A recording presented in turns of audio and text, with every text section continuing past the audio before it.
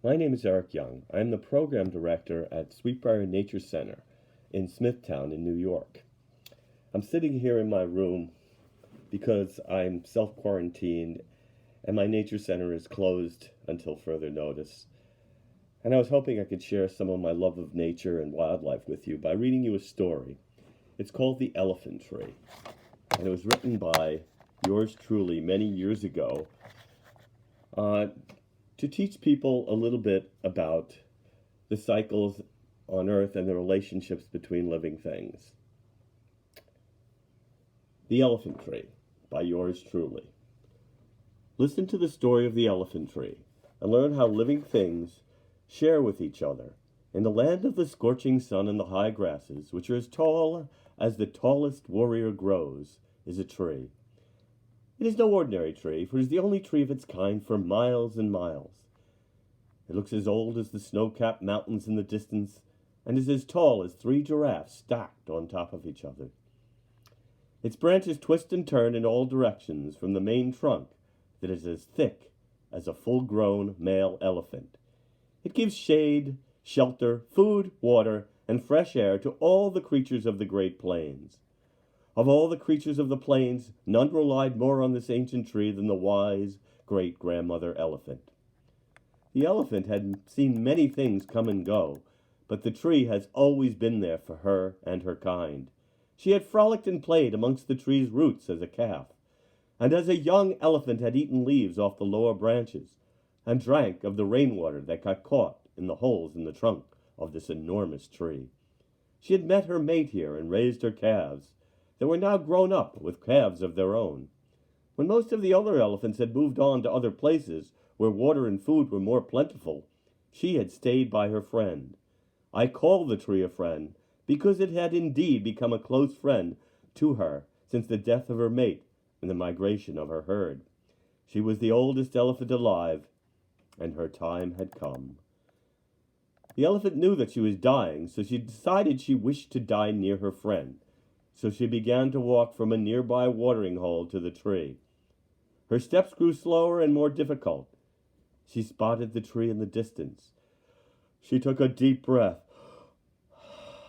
and stepped forward. She could not go any further and sat on her legs some 50 yards from the tree.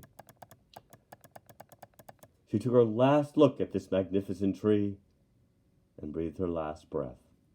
There she died in that position.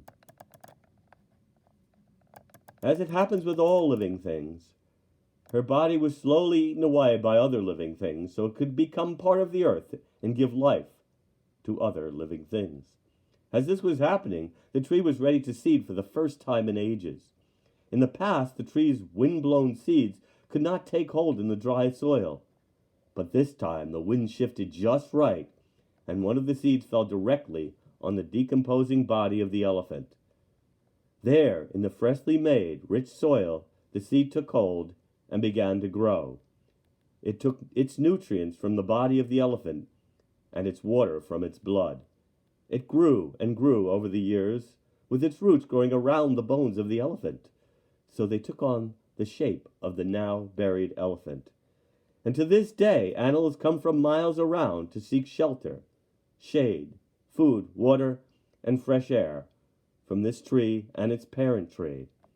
The people in the area respect the tree greatly and call it the elephant tree.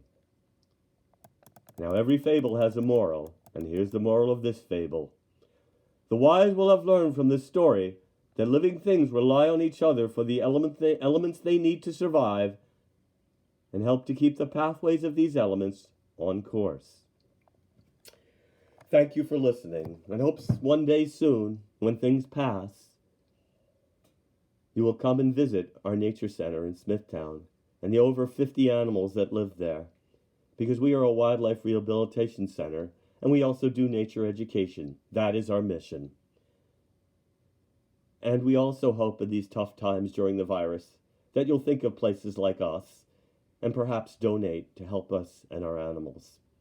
If you wish to learn more about Sweetbriar Nature Center, go to our website, www.sweetbriarnc.org, and you can just Google it too.